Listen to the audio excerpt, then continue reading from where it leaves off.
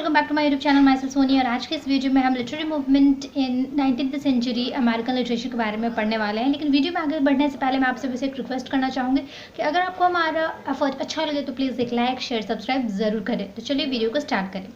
Friends, 19th century America में, जैसे कि मैंने पहले ही बताया था कि अमेरिका यही कुछ लेट 18th सेंचुरी में 1776 में अभी आज़ाद हुआ था, ब्रिटिश कॉलोनी से अलग हुआ था और बहुत सारे चेंजेस हुए इसका सोसाइटी में, इकोनॉमिक और पॉलिटिक्स क्षेत्र में। उस समय बहुत कुछ हुआ था, इंडस्ट्रियल रिवोल्यूशन हुआ था, सिविल वॉर हुआ था और सबका इम्पैक्ट उनकी सोसाइटी में पड़ा एंड मोस्ट इम्पॉर्टेंटली उनके राइटिंग स्टाइल में भी पड़ा। और इस तरह से बहुत सारे लिटरेरी मूवमेंट हुए। तो सबसे पहले जो मोस्ट इम्पॉर्टेंट लिटरेरी मूवमेंट हुआ उस समय वो था रोमांटिसिज्म, यानी कि प्रकृतिवाद, 1800 से 1860 तक। तो it is the first major movement in young America. American values was a major part of the project of American romantic writers. तो क्या था कि सबसे पहला जो आज़ाद और अभी बना हुआ जो बहुत यंग सा अमेरिका था, उसमें जो सबसे पहला लिटरेरी मूवमेंट, बहुत इंपॉर्टेंट लिटरेरी मूवमेंट था, वो था रोमांटिसिज्म, प्रकृतिवाद। अच्छा, रोमांटिसिज्म क्या होता है? रोमांटिसिज्म वो फिलॉसफी है जिसमें कि जो राइटर्स होते हैं वो एम्ब्रेस करते हैं क्या, नेचर को, नेचर की क्वालिटीज़ के बारे में बताते हैं और उन्हें बहुत ही एग्जैजरेट करके हमें बताते हैं कि क्या खूबियाँ होती हैं नेचर की, कैसे हम नेचर में बहुत रिलैक्स महसूस करते हैं। अमेरिकन वैल्यूज़ जो थे ना, वो बहुत ही मेजर पार्ट था अमेरिकन रोमांटिक राइटर्स का। तो इनका क्या कहना था अमेरिकन रोमांटिक राइटर्स का कि जो इतना कुछ चेंजेस हुआ सडनली, लाइक इन अमेरिका जो था अभी एक रूरल इंडस्ट्रियल रेवोल्यूशन हुआ था, तो एक रूरल एरिया से सडनली अर्बन एरिया बन चुका था। लोगों का लाइफ में एक ड्रास्टिक चेंज हुआ था बिकॉज वो पहले रूरल लाइफ जीते थे, अब वो एक अर्बन लाइफ जीने लगे हैं। Noise, jam, traffic was a part of their life. So बहुत कुछ हो रहा था उस समय और सब लोग बहुत ही आसानी से इसे डाइजेस्ट नहीं कर पा रहे थे। और ख़ास करके वहाँ के जो राइटर्स थे उन्होंने इन सभी को वैल्यूज़, ये सब जो चेंजेस था उसके अगेंस्ट उन्होंने क्या क्या लिखना शुरू किया कि हमें ये सब स्केप करके हमें नेचर की तरफ जाना चाहिए, बिकॉज ये जो इंडस्ट्रीज़ हैं वगैरह जो है ना, वो इंसान को थोड़ा टेंस कर रही हैं और नेचर की तरफ चलिए। नेचर जो है वो हमें समझती है, हम उनके लैब में रहें, वहाँ रिलैक्स करें, वहाँ हम अपने आप को पहचान सकेंगे। तो नेचर और नेचर की ब्यूटी से रिलेटेड रोमांटिसिज्म था, क्योंकि वहाँ के लोग बहुत ज़्यादा इंडस्ट्रियलाइजेशन अभी भी हुआ था, लोग का लाइफ बदल चुका था और उन्हें एक पीस की ज़रूरत थी। रोमांटिक राइटर्स ने नेचर को चुना लिखने के बारे में एज अ सब्जेक्ट, ताकि वो चाहते थे कि लोग उसे पढ़ें और रिलैक्स महसूस करें।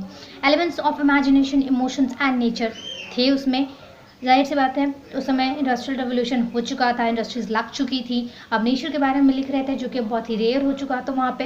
लेकिन अमेरिकन जो राइटर्स थे वो अमेरिका के लैंडस्केप को बहुत ज़्यादा इम्प्रेस किया करते थे, बताया करते थे कि क्या है नेचर, कितना कुछ सुकून मिलता है। तो इमेजिनेशन का तो एलिमेंट होना ज़रूरी है, इमोशंस और नेचर ये बहुत इंपॉर्टेंट एलिमेंट था। American romantics were really into imagination and are really into individualism. Nature जो था उनका, American romantics looked to nature for inspiration, for escape from society. तो मैंने जैसे कि बताया कि भी जो अमेरिकन रोमांटिक्स थे ना, वो नेचर को एज इंस्पिरेशन लेते थे और एक तरह से वो स्केप कर सके सोसाइटी से, भीड़ भाड़ वाले जगह से, और नेचर में जाके रिलैक्स हो सके। सो इसीलिए इंडस्ट्रियल रिवोल्यूशन आप मेन एक आइडिया ले सकते हैं कि क्यों हुआ रोमांटिसिज्म। मेजर रोमांटिक राइटर्स में आ जाता है Ralph Waldo Emerson, Henry David Thoreau, Walt Whitman etcetera. Then comes transcendentalism जो 1840 से लेकर 1860 अप्रॉक्स में रहा। अच्छा, ट्रांसेंडेंटलिज्म क्या है? A movement influenced by romanticism. तो ये कहीं ना कहीं रोमांटिसिज्म से ही प्रेरित था। क्यों प्रेरित था ये हम आगे बताएंगे। Key belief of the movements were the eternal one, every individual carries the universe with himself and is entitled to his personal relation with spirituality. So transcendentalism का क्या कहने का मतलब था कि हमें अगर इस भागदौड़ भरी जिंदगी से निकलना है तो हमें स्पिरिचुअल अपने आप में कहने का मतलब था कि हमें स्पिरिचुअलिटी की तरफ चलना चाहिए। वर्ल्ड जो है हमारे बाहर नहीं, हमारे अंदर एग्जिस्ट करती है। वो शांति जो हमें चाहिए, जिसके तलाश में हम हैं, जो खुशी जिसके तलाश में हम मटेरियलिस्टिक थिंग्स में खोजते हैं ना खुशी, लाइक इन मनी और कोई करियर, वो नहीं, बल्कि हमारी इंटरनल जो सेटिस्फैक्शन है, इंटरनल जो सेटिस्फेक्शन है, हमारे इंटरनल में ही वो सब कुछ मौजूद है, हमें उसे एम्ब्रेस करना है और हम उस राह में चल सकते हैं। कैसे? Through spirituality. ये उनका मानना था। And they believe in intuitive thoughts, ability to know something through instinctive feeling. तो वो बिलीव करते थे कि हमारे अंदर एक इंट्यूशन होता है जो हमें सही और गलत के बीच में फैसला करना सिखाता है और हमें उस पर बिलीव करना चाहिए, वही हमें सही जगह पर ले जा सकता है। तो जाहिर सी बात, ट्रांसेंडेंटलिज्म के जो राइटर थे उनका भी जो ज़्यादा इम्फेसिस इमेजिनेशन की तरफ था, सेल्फ रिलायंस की तरफ था, एंड खुद के पावर की, अपने में बहुत ताकत है उस पर आप ध्यान दो। तो इस वजह से ये भी रोमांटिसिज्म से इन्फ्लुएंस्ड इसीलिए था। गॉड से कनेक्ट करने के लिए हमें तीसरे की ज़रूरत नहीं है, नेचर और हम खुद काफ़ी होते हैं गॉड से कनेक्ट करने के लिए, और हमें किसी और की ज़रूरत नहीं है। तो ये था फीलिंग ट्रांसेंडेंटलिज्म का। ना उनका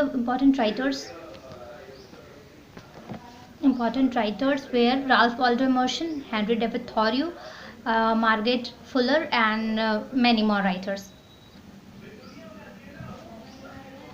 तो फ्रेंड्स, नेक्स्ट जो बहुत इंपॉर्टेंट मूवमेंट था वो था रियलिज्म यानी यथार्थवाद। ये था 1865 से लेकर 1914 के बीच में। तो क्या था realism? It was a presentation of real life details in art. तो ये क्या था? रियलिटी ऑफ लाइफ के बारे में बताती थी, जो जैसा है वैसा ही लिखना है। जैसे कि हमने ट्रांसेंडेंटलिज्म में और रोमांटिसिज्म में देखा था, नो एग्जैजरेशन, नो इमेजिनेशन। जो रियलिटी है, चाहे वो हार्श रियलिटी ही क्यों ना हो उस समय अमेरिकन सोसाइटी के, उससे वो डिपिक्ट किया करते थे। It was a reaction against romanticism. ये रोमांटिसिज्म के अगेंस्ट था। अब पूछो क्यों?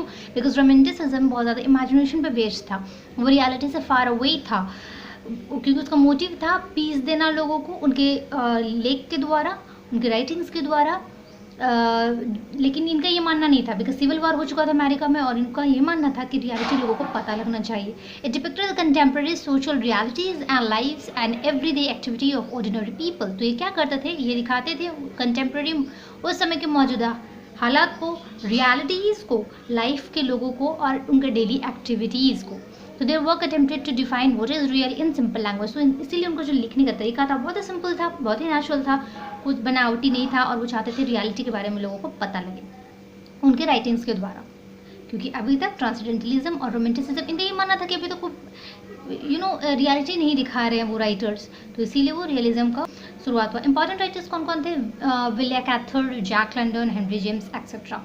और नेचुरलिज्म 1865 to 1900, ये बहुत कुछ रियलिज्म से मिलता जुलता है, और कह सकते हैं रियलिज्म का जो है ना एकदम एक्सट्रीम फॉर्म था नेचुरलिज्म। तो क्या है नेचुरलिज्म, चले जानते हैं। It focuses on human condition and problem such as poverty, violence, corruption and prostitution. तो ये जो था नेचुरलिज्म, वो ह्यूमन कंडीशन पे फोकस था, उनके प्रॉब्लम्स के बारे में बताया करता था, such as poverty, violence, corruption, prostitution of course. अच्छा, नेचुरलिज्म जो था वो बिलीव करते थे नेचुरल वर्ल्ड में, वो कह रहे थे कि नेचुरल वर्ल्ड ही वो रियल होता है, ठीक है। और जो they do not believe in spiritualism and they think that the scientific knowledge is the best. उनका ये भी मानना होता था कि यार कोई मेरेकल नहीं होता, there is no miracle, there is no spiritualism. जो है वो जो हम देख सकते हैं वही सही है, और वही एग्जिस्ट करता है। नेचर एग्जिस्ट करता है और हम एग्जिस्ट करते हैं, यानी मतलब नेचर एग्जिस्ट करता है और हम लोग एग्जिस्ट करते हैं। एंड जो हर ये कोई स्पिरिचुअलिज्म में बिलीव नहीं करते थे, कोई मिरेकल या जादू में बिलीव नहीं करते थे। इनके लिए हर चीज़ जो साइंटिफिक नॉलेज पे बेस्ड होना चाहिए था। ये जो थे ना वो रियल वर्ल्ड पे बिलीव करते थे, did not believe in souls, God, miracle etcetera, as I told you. अच्छा, ये जो था बहुत ज़्यादा चार्ल्स डार्विन्स की थ्योरीज से भी था। थ्योरी कहती थी कि जो हमें ना वैसे ही अडेप्ट होना पड़ता है जैसा नेचर होता है, हमें अपने सराउंडिंग के अकॉर्डिंग अडेप्ट होना पड़ता है, अदरवाइज हम सर्वाइव नहीं कर पाएंगे। तो वो उनका कहना था। तो नेचुरलिज्म का भी यही कहना था। तो इनका भी यही कहना था कि social condition, heredity and environment shape human character. तो जो सोशल कंडीशन हमारे इर्द गिर्द होता है, हमारी जो हेरिडिटी होती है, हमारी जो एनवायरनमेंट है, वही एक ह्यूमन कैरेक्टर का निर्माण करती है। जैसा होता है देश, कह रहे हैं जैसा देश वैसा भेष, वैसे बनना पड़ता है, अदरवाइज आप सर्वाइव नहीं कर पाओगे। तो ये जो रियलिटी थी नेचुरलिज्म में बताई जाती थी। और इनके हेरिडिटी पे बहुत ज़्यादा जोर था कि हम जो होते हैं, ये रियलिटी है कि हम एक कैरेक्टर लेके पैदा होते हैं, एक हेरिडिटी चलती है हमारे अंदर जो हमें फोर फादर से मिलती है, वो हम कैरी हमेशा ही करते हैं, और ये ट्रू है। और फिर ये भी था कि इन्वायरमेंट भी बहुत हद तक हमारी पर्सनालिटी डेवलपमेंट में असर डालती है, बिकॉज जैसा इन्वायरमेंट होता है वैसे ही इंसान बन जाता है। तो इसीलिए it includes the element of social Darwinism. इसीलिए अगर आप नेचुरलिज्म की अगर कोई वर्क को पढ़ोगे तो देयरफॉर जो कैरेक्टर होते थे वो प्रेजेंट ऐसा दिखाया जाता था कि वो इन्वायरमेंट से कंट्रोल हो रहे हैं, and the depicted as fighting for themselves, और वो हर समय आप उनके अगर नेचुरलिज्म के इन्फ्लुएंस से लिखा हुआ कोई वर्क देखोगे तो उसमें आप देखोगे कि जो कैरेक्टर होता है वो हमेशा फाइट करता है इन्वायरमेंट से टू सर्वाइव। तो ये था, तो नेचुरलिज्म एक तरह से आप समझ सकते हो कि चार्ल्स डार्विन की थ्योरीज तो पहले इंस्पायर्ड था कि हमें बहुत सारे फैक्टर्स हैं जो इन्फ्लुएंस करती है और वो हमारा एक कैरेक्टर निर्माण करती है, और दूसरी बात कि नेचर और नेचर ही रियलिटी है, nothing else, there is no miracle, no God and soul, this is what they believe. And important writers were Frank Norris, Stephen Crane, etc. So friends, ये था आज का वीडियो। अगर आपको हमारा वीडियो अच्छा लगा तो प्लीज़ लाइक शेयर सब्सक्राइब करें। और हाँ फ्रेंड्स, अगर आप कोई टॉपिक चाहते हैं जो मैं आप बताऊं और आपको क्लियर नहीं है तो वो भी आप मुझे कमेंट कर सकते हैं। तब तक के लिए थैंक यू।